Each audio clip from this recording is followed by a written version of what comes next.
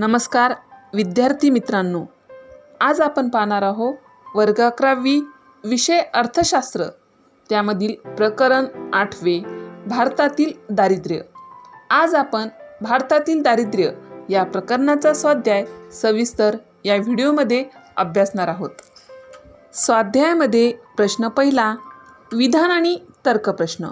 यामध्ये दोन विधाने दिली असतात, एक विधान असतं आणि दुसरं तर्क विधान असतं।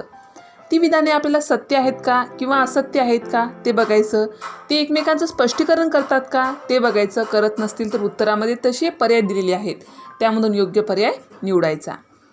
पहिला आहे विधान अ, कृषी उत्पादनातील वाढीबरोबर दारिद्र्याच्या पातळीत घट होते।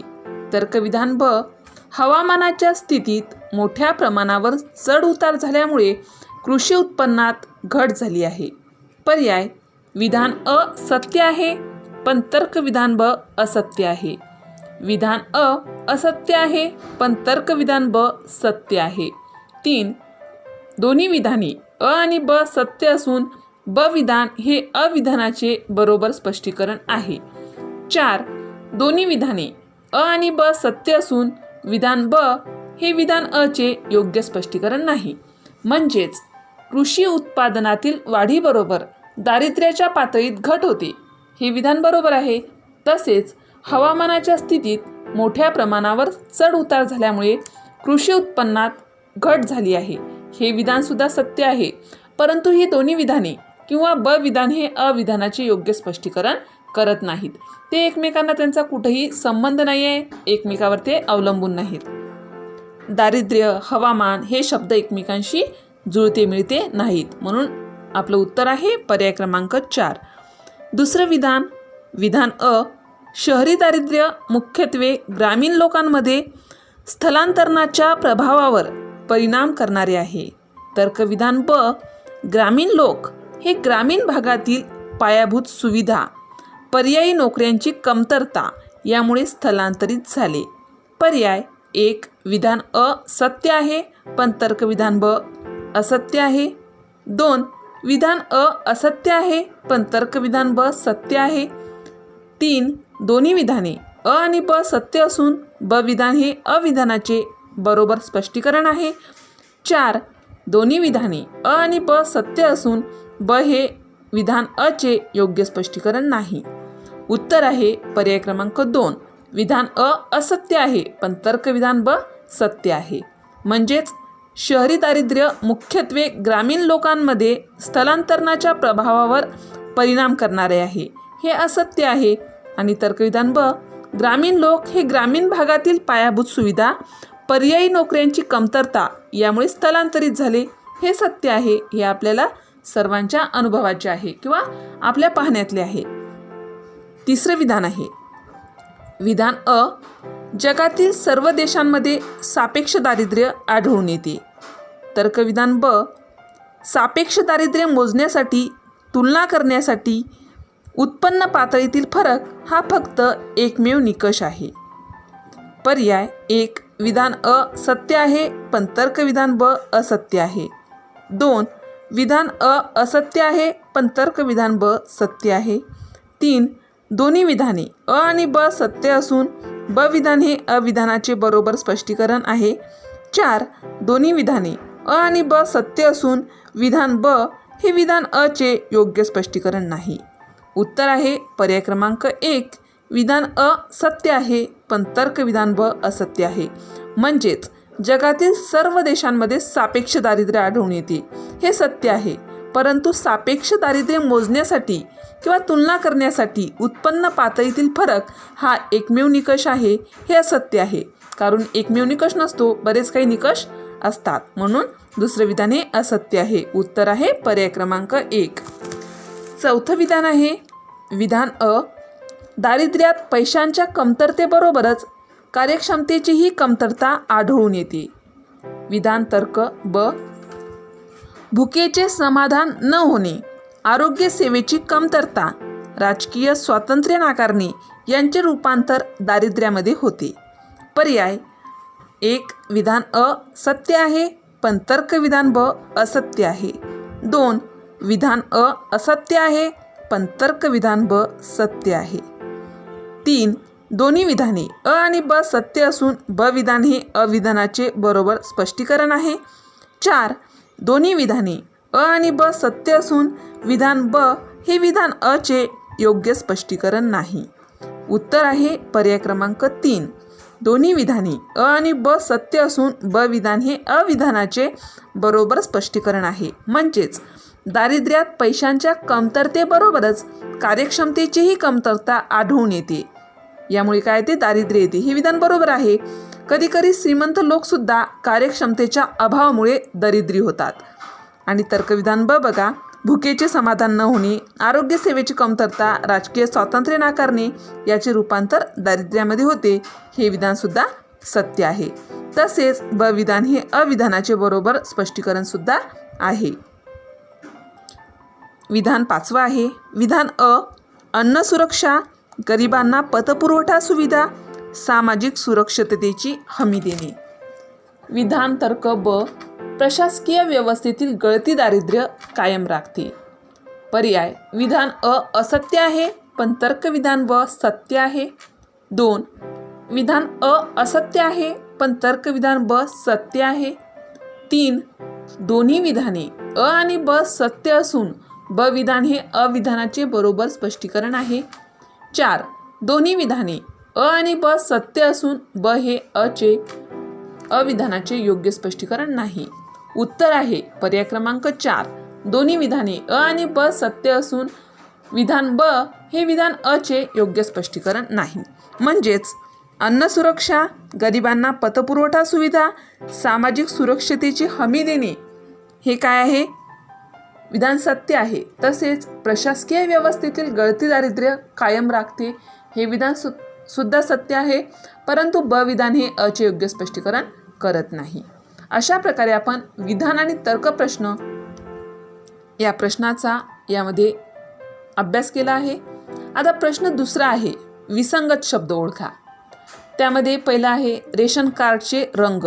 या ठिकाणी 4 रंगांची नावे लिहून दिली आहे रेशन कार्डच्या. त्यामध्ये एक जो रंग आहे तो रेशन कार्डचा नाही आहे, म्हणजेच तो विसंगत शब्द आहे. तर ते रंग आहेत पांढरे, हिरवे, केशरी, पिवळे. यामध्ये हिरवे, उत्तर आहे हिरवे, कारण हिरवं हे कोणत्याही रेशन कार्डचा रंग नाही आहे, म्हणून विसंगत शब्द आहे हिरवे. या ठिकाणी मी तुम्हाला 3ही रेशन कार्डचा रंगसुद्धा दाखवते. या ठिकाणी बघा आपल्याला 3 रेशन कार्डचे रंग दिसत आहेत. एक पांढरे आहे, दुसरे केशरी आहे आणि तिसरे पिवळे आहे. विसंगत शब्द ओळखामध्ये दुसरं आहे जास्त दारिद्र्य गुणोत्तर आणि पर्याय दिले आहेत छत्तीसगड, झारखंड, बिहार, केरळ. यामध्ये विसंगत शब्द आहे केरळ. आणि तिसरा आहे उष्मांक. ते आहे 2400, 1800, 2100, 2250. यामध्ये 1800 हा गटात न बसणारा शब्द आहे, म्हणजेच विसंगत शब्द आहे. कारण ग्रामीण भागामध्ये 2400 उष्मांक असून शहरी भागामध्ये 2100 आहे आणि प्रत्येक व्यक्तीला सरासरी उष्मांक हा 2250 याची गरज असते. या ठिकाणी कुठेही 1800 उष्मांक दिलेला नाही, म्हणून आपला गटात न बसणारा शब्द आहे 1800. अशा प्रकारे आपण विसंगत शब्द ओळखा हा प्रश्न पूर्ण केला आहे. प्रश्न तिसरा आहे अर्थशास्त्रीय पारिभाषिक शब्द सांगा. म्हणजेच यामध्ये काही विधाने दिली असतात, त्या विधानाला योग्य असा अर्थशास्त्रीय पारिभाषिक शब्द आपल्याला लिहायचा असतो. यामध्ये पहिलं विधान आहे समाजातील काही विशिष्ट लोकांना संधी नाकारणे. आता समाजामध्ये कोणत्या लोकांना संधी नाकारली जाते त्यांचं आपल्याला थोडक्यात त्याला अर्थशास्त्रात काय म्हणतात ते लिहायचं आहे. उत्तर आहे दारिद्र्य. दारिद्र्य लोकांना काही प्रमाणात संधी नाकारल्या जाते. दुसरं विधान आहे दारिद्र्याच्या संकल्पनेत भौतिक आणि अभौतिक परिमाणे समाविष्ट केली जातात. त्याला अर्थशास्त्रीय भाषेत म्हटले जाते बहुआयामी दारिद्र्य. तर बहुआयामी दारिद्र्य म्हणजे काय आपण थोडक्यात या ठिकाणी पाहूया. बहुआयामी दारिद्र्य म्हणजे भौतिक व अभौतिक परिमाणांपासून वंचित राहणे होय.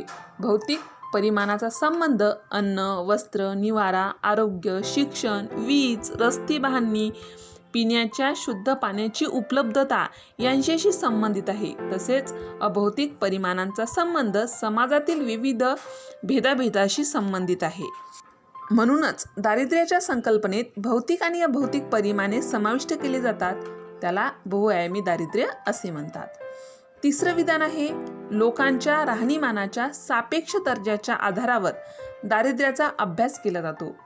त्याला अर्थशास्त्रीय पारिभाषिक शब्दामध्ये म्हणतात सापेक्ष दारिद्र्य. परंतु आपण सापेक्ष दारिद्र्य याचा थोडक्यात अर्थ जाणून घेऊया, म्हणजेच आपल्याला नक्की या विधानाला असंच का म्हणतात हे आपल्या लक्षात येईल.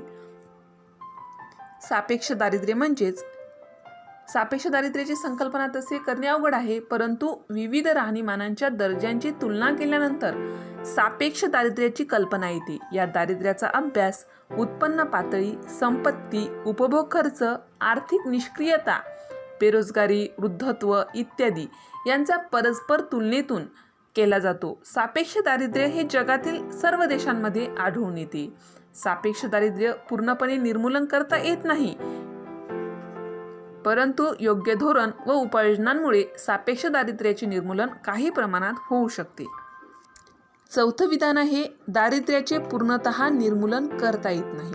असं कोणतं दारिद्र्य आहे की त्या दारिद्र्याचे पूर्णतः निर्मूलन करता येत नाही? त्याला आर्थिक पारिभाषिक शब्दामध्ये काय म्हटले जाते?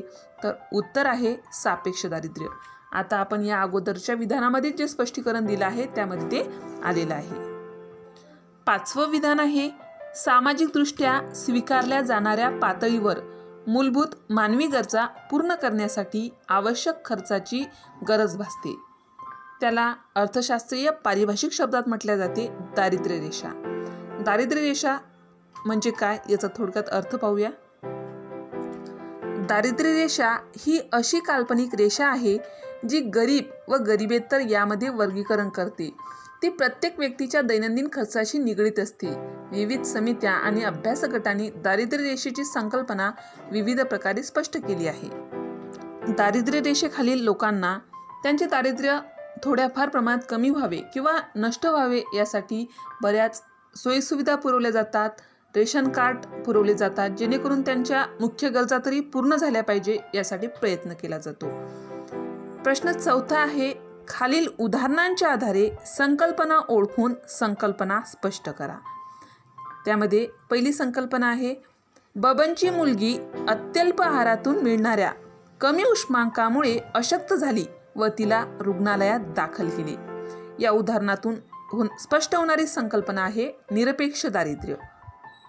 आता या प्रश्नाचे उत्तर लिहिताना आपल्याला पहिले संकल्पना लिहायची असते आणि नंतर त्या संकल्पनेचं थोडक्यात स्पष्टीकरण लिहायचं असते. तर आपली संकल्पना कोणती आहे? निरपेक्ष दारिद्र्य. संकल्पनेचे स्पष्टीकरण, निरपेक्ष दारिद्र्य हे किमान उपभोगांच्या गरजानुसार मोजले जाते. किमान उत्पन्नाच्या अभावामुळे अन्नामधून उष्मांकाची समाधानकारक अशी पातळी प्राप्त न झाल्यामुळे निरपेक्ष दारिद्र्य वाढते. बहुतांशी प्रमाणात हे दारिद्र्य जगातील विकसनशील देशांमध्ये आढळून येते. दिलेल्या उदाहरणामध्ये बबनची मुलगी अत्यल्प आहारातून मिळणाऱ्या कमी उष्मांकामुळे अशक्त झाली व तिला रुग्णालयात दाखल करावे लागले, म्हणून या उदाहरणावरून स्पष्ट होणारी संकल्पना आहे निरपेक्ष दारिद्र्य.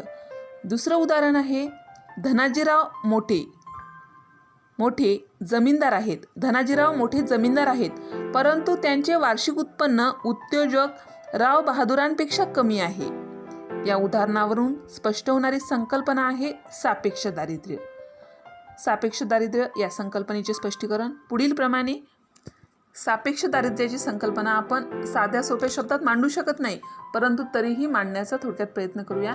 विविध राहणीमानांच्या दर्जांची तुलना केल्यानंतर सापेक्ष दारिद्र्याची कल्पना येते. या दारिद्र्याचा अभ्यास उत्पन्न पातळी, संपत्ती, उपभोग खर्च, आर्थिक निष्क्रियता, बेरोजगारी, वृद्धत्व इत्यादी यांच्या परस्पर तुलनेतून केला जातो. सापेक्ष दारिद्र्य हे जगातील सर्व देशांमध्ये आढळून येते. सापेक्ष दारिद्र्य पूर्णपणे निर्मूलन करता येत नाही, परंतु योग्य धोरण व उपाययोजनांमुळे सापेक्ष दारिद्र्याचे निर्मूलन काही प्रमाणात होऊ शकते. या स्पष्टीकरणामध्ये आपल्याला उत्पन्न पातळी हा शब्द या उदाहरणासाठी महत्त्वाचा आहे. दिलेल्या उदाहरणामध्ये धनाजीराव मोठे जमीनदार आहेत, परंतु त्यांचे वार्षिक उत्पन्न उद्योजक राव बहादूरांपेक्षा कमी आहे.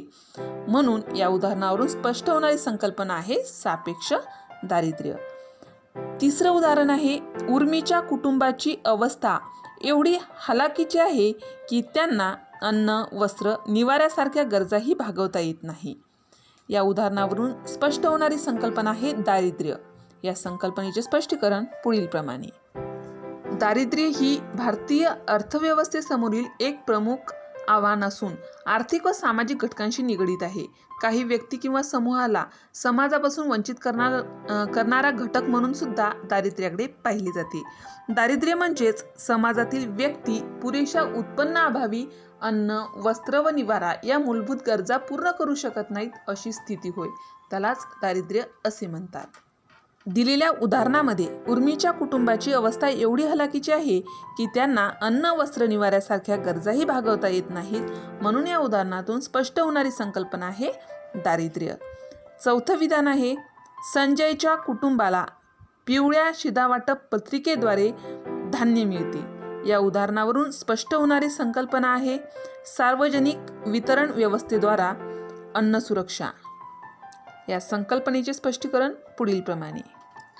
सार्वजनिक वितरण व्यवस्थेमध्ये सार्वजनिक वितरण व्यवस्थेद्वारे गरिबांना सवलतीच्या दराने शिधावाटप केंद्राद्वारे अन्नधान्य वितरण व अन्न सुरक्षा उपलब्ध झाली आहे. त्यामुळे गरीब कुटुंबामध्ये अन्नधान्याची निश्चिती झाली आहे. दिलेल्या उदाहरणामध्ये संजयच्या कुटुंबाला पिवळ्या शिधावाटप पत्रिकेद्वारे धान्य मिळते, त्यामुळे त्याचं अन्नाची गरज पूर्ण होऊ शकते. म्हणून या उदाहरणावरून स्पष्ट होणारी संकल्पना आहे सार्वजनिक वितरण व्यवस्थेद्वारा अन्न सुरक्षा. पाचवं विधान आहे किंवा पाचवं उदाहरण आहे, राज्यामध्ये काही भागात भूकबळी होतात तर काही भागात अन्नाची नासाडी होते असे विदारक चित्र आहे.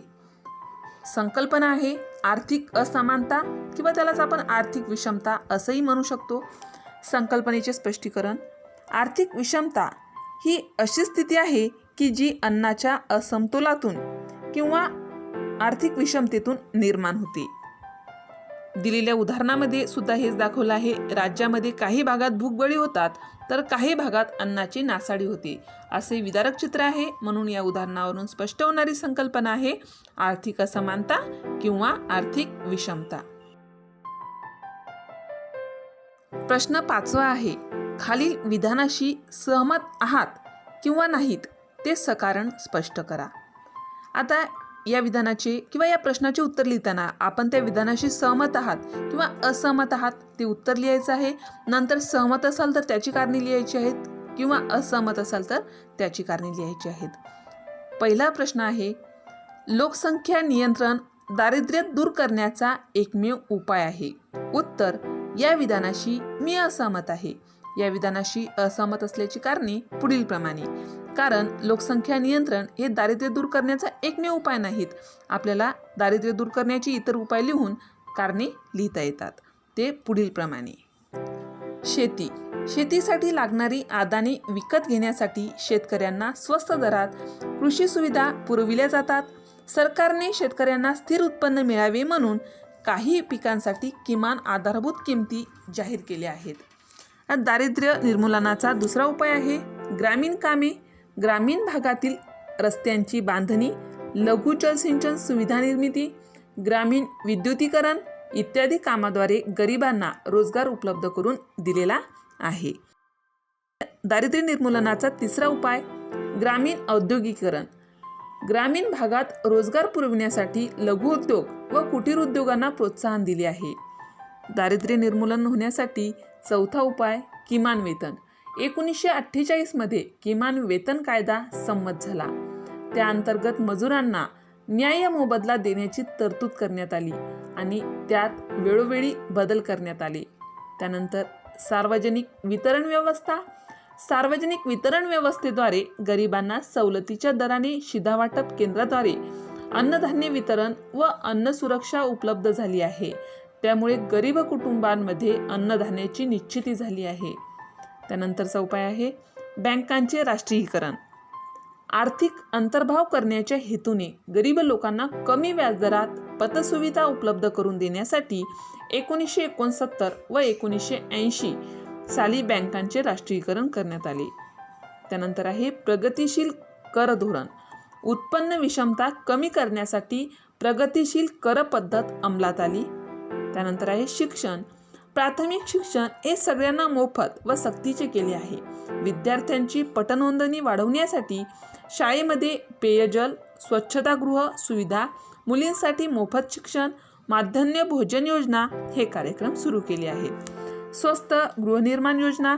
ग्रामीण व नागरी भागातील गरिबांसाठी पुनर्वसन कार्यक्रम व स्वस्त दरात घरे देण्याची सुविधा पुरविली आहे. आरोग्याच्या सुविधा. गरिबांना सवलतीच्या दरात वैद्यकीय सुविधा पुरविण्यासाठी प्राथमिक आरोग्य केंद्रे, सरकारी दवाखाने यांची स्थापना करण्यात आली आहे. तसेच कौशल्य विकास आणि स्वयंरोजगार. भारतात रोजगार निर्मितीसाठी कौशल्य विकास हा महत्त्वाचा दृष्टिकोन मानला जातो. यासाठी कौशल्यावर आधारित प्रशिक्षणाची संधी उपलब्ध करून देणे आवश्यक आहे. या संधीमुळे लोक उद्योजकता किंवा स्वयंरोजगारासाठी प्रोत्साहित होतील. अशा प्रकारे दारिद्र्य दूर करण्याचे विविध उपाय आपण लिहू शकतो. म्हणून लोकसंख्या नियंत्रण हे दारिद्र्य दूर करण्याचा एकमेव उपाय आहे, या विधानाशी मी असहमत आहे. आता या ठिकाणी मी तुम्हाला भरपूर उपाय सांगितले आहेत. आपण परीक्षेमध्ये तो प्रश्न किती मार्कला आला, किती गुणाला आला, त्यावर अवलंबून आपण प्रश्नांची किंवा उत्तराची लांबी लिहायची आहे. आता यामध्ये दुसरं उदाहरण आहे किंवा दुसरं विधान आहे, सापेक्ष दारिद्र्य जगात सर्वत्र आढळते. उत्तर, या विधानाशी मी सहमत आहे. या विधानाशी सहमत असल्याचं कारण पुढील प्रमाणे. विविध राहणीमानांच्या दर्जांची तुलना केल्यानंतर सापेक्ष दारिद्र्याची कल्पना येते. या दारिद्र्याचा अभ्यास उत्पन्न पातळी, संपत्ती, उपभोग खर्च, आर्थिक विषमता, निष्क्रियता, बेरोजगारी, वृद्धत्व इत्यादी यांच्या परस्पर तुलनेमधून केला जातो. सापेक्ष दारिद्र्य हे जगातील सर्व देशांमध्ये आढळून येते. सापेक्ष दारिद्र्य पूर्णपणे निर्मूलन करता येत नाही, परंतु योग्य धोरण व उपाययोजनांमुळे सापेक्ष दारिद्र्याचे निर्मूलन काही प्रमाणात होऊ शकते. या कारणावरून आपल्याला हे लक्षात येते की सापेक्ष दारिद्र्य हे जगात सर्वत्र आढळते. म्हणून या विधानाशी मी सहमत आहे. तिसरा प्रश्न आहे, प्रादेशिक असंतुलन हे दारिद्र्याचे एकमेव कारण आहे. उत्तर, या विधानाशी मी असहमत आहे. कारण प्रादेशिक असंतुलन हे दारिद्र्याचे एकमेव कारण नसून अनेकही काही कारणे आहेत. ती कारणे पुढील प्रमाणे. लोकसंख्या विस्फोट. जलद गतीने वाढणाऱ्या लोकसंख्येच्या मानाने गरजा भागवण्यासाठी असणाऱ्या साधनसंपत्तीचे वाटप असमान आहे. त्यामुळे मुख्य गरजा पूर्ण न झाल्याने दारिद्र्याचा विस्तार झाला आहे. दुसरं कारण आहे, आर्थिक वृद्धीचा मंद वेग. शेती व औद्योगिक क्षेत्रातील मंद गतीने होणारी वृद्धी आणि राष्ट्रीय उत्पन्न व दरडोई उत्पन्नातील वृद्धी दर सुसंगत नाहीत.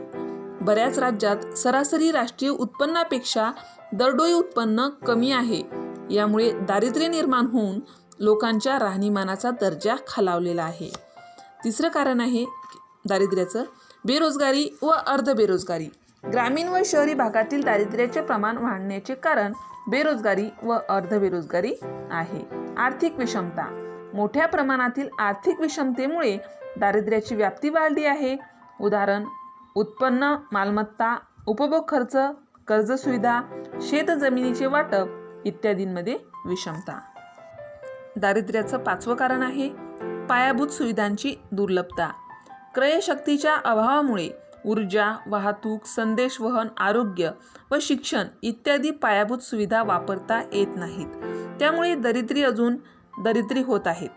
चलनवाढ म्हणजे सातत्याने जीवनावश्यक वस्तूंच्या किमतीत होणारी वाढ होय. उदाहरण, खाद्यपदार्थ, अन्नधान्याची वाढती मागणी आणि कमी पुरवठ्यामुळे किमतीत प्रचंड वाढ होते. त्यामुळे क्रयशक्ती कमी होऊन गरीब आणखी गरीब होतात. अन्न संकटामुळे लोकांमध्ये उपासमार, कुपोषण इत्यादीत वाढ झाली आहे. दारिद्र्याचे दुष्टचक्र ही संकल्पना दारिद्र्यामध्ये अत्यंत महत्त्वाची आहे.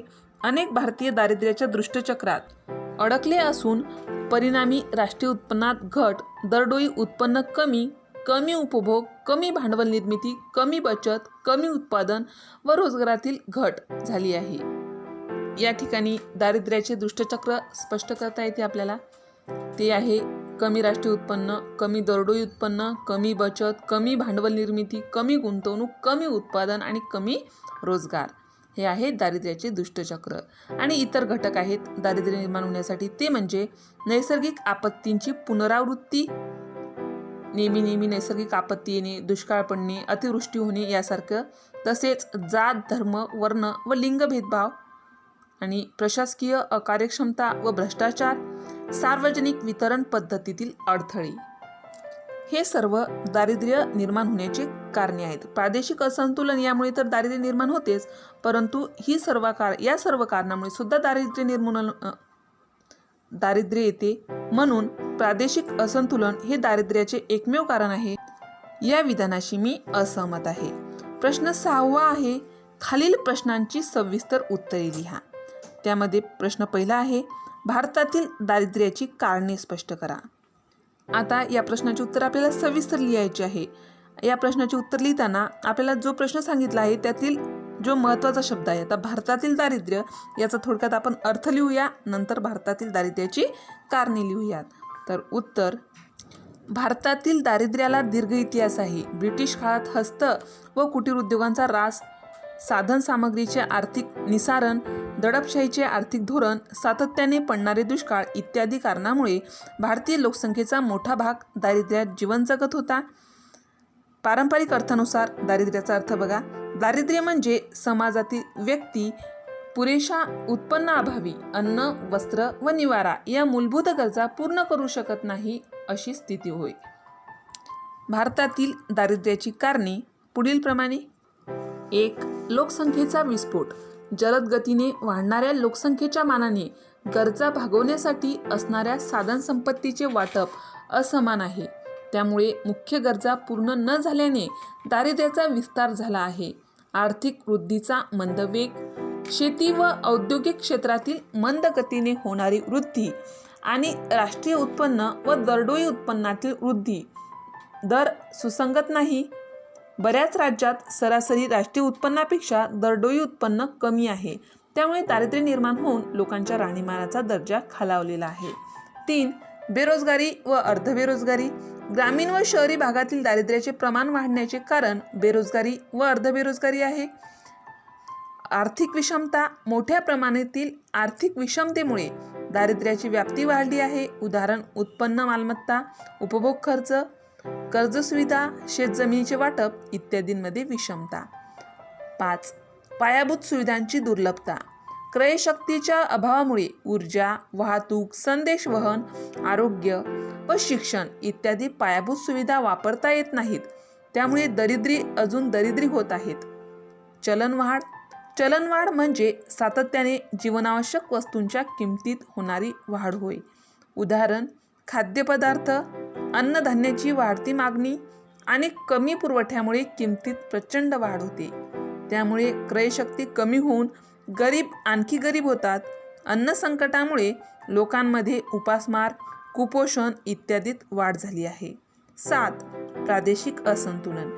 प्रादेशिक असंतुलन हे दारिद्र्याचे एक कारण आहे. ओरिसा, मध्य प्रदेश, बिहार, छत्तीसगड, झारखंड, सिक्कीम, अरुणाचल प्रदेश व आसाम ही राज्ये आर्थिक विकासामध्ये मागासलेली असून त्यांचे दारिद्र्याचे गुणोत्तर जास्त आहे. दारिद्र्याचे दुष्टचक्र ही संकल्पना प्राध्यापक रॅग्नर नर्क्स यांनी मांडली आहे.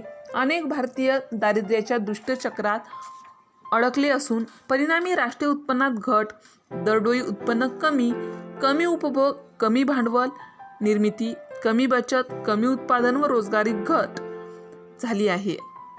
त्या दुष्टचक्राची आपण या ठिकाणी आकृतीच्या स्वरूपात सुद्धा थोडीशी मांडणी करूया.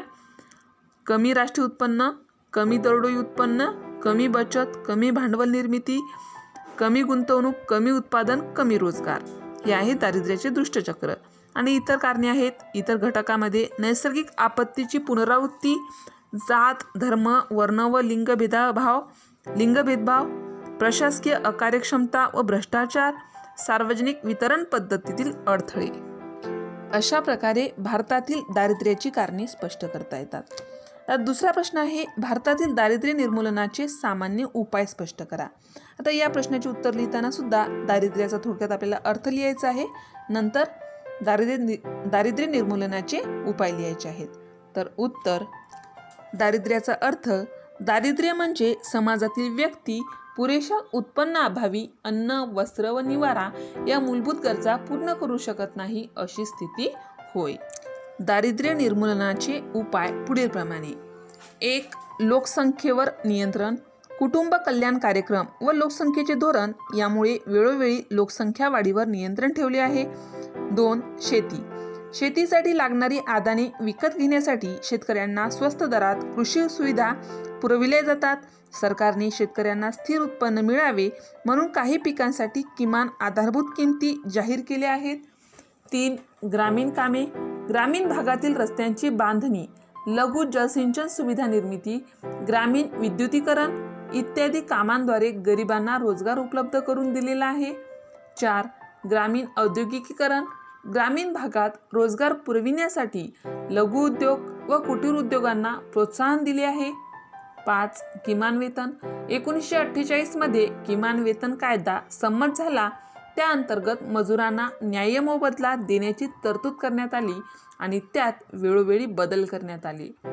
6. सार्वजनिक वितरण व्यवस्था, सार्वजनिक वितरण व्यवस्थेद्वारे गरिबांना सवलतीच्या दराने शिधा वाटप, केंद्राद्वारे अन्नधान्य वितरण व अन्न सुरक्षा उपलब्ध झाली आहे. त्यामुळे गरीब कुटुंबांमध्ये अन्नधान्याची निश्चिती झाली आहे. 7. बँकांचे राष्ट्रीयीकरण, आर्थिक अंतर्भाव करण्याच्या हेतूने गरीब लोकांना कमी व्याजदरात पतसुविधा उपलब्ध करून देण्यासाठी 1969 व 1980 साली बँकांचे राष्ट्रीयीकरण करण्यात आले. 8. प्रगतिशील कर धोरण, उत्पन्न विषमता कमी करण्यासाठी प्रगतिशील कर पद्धत अंमलात आली. 9. शिक्षण, प्राथमिक शिक्षण हे सगळ्यांना मोफत व सक्तीचे केले आहे. विद्यार्थ्यांची पटनोंदणी वाढविण्यासाठी शाळेमध्ये पेयजल, स्वच्छतागृह सुविधा, मुलींसाठी मोफत शिक्षण, माध्यान्ह भोजन योजना हे कार्यक्रम सुरू केले आहेत. 10. स्वस्त गृहनिर्माण योजना, ग्रामीण व नागरी भागातील गरिबांसाठी पुनर्वसन कार्यक्रम व स्वस्त दरात घरे देण्याची सुविधा पुरविली आहे. 11. आरोग्याच्या सुविधा, गरिबांना सवलतीच्या दरात वैद्यकीय सुविधा पुरविण्यासाठी प्राथमिक आरोग्य केंद्रे, सरकारी दवाखाने यांची स्थापना करण्यात आली आहे. 12. कौशल्य विकास आणि स्वयंरोजगार, भारतात रोजगार निर्मितीसाठी कौशल्य विकास हा महत्त्वाचा दृष्टिकोन मानला जातो. यासाठी कौशल्यावर आधारित प्रशिक्षणाची संधी उपलब्ध करून देणे आवश्यक आहे. या संधीमुळे लोक उद्योजकता किंवा स्वयंरोजगारासाठी प्रोत्साहित होतील. अशा प्रकारे भारतातील दारिद्र्य निर्मूलनाचे सामान्य उपाय स्पष्ट करता येतात. अशा प्रकारे आपण प्रकरण 8 भारतातील दारिद्र्य या प्रकरणाचा संपूर्ण स्वाध्याय या व्हिडिओमध्ये अभ्यासला आहे. अशाच प्रकारचे स्वाध्याय संबंधित व्हिडिओ पाहण्यासाठी या चॅनलला सबस्क्राईब करा. आमचे हे व्हिडिओ लवकरात लवकर तुमच्यापर्यंत पोहोचण्यासाठी बाजूला दिलेल्या बेल आयकॉन बटनवर क्लिक करा. तुम्हाला जर हा व्हिडिओ आवडला असेल तर लाईक करा, मित्रमैत्रिणीमध्ये शेअर करा. काही समस्या असतील, काही अडचणी असतील तर कमेंट करा. हा व्हिडिओ शेवटपर्यंत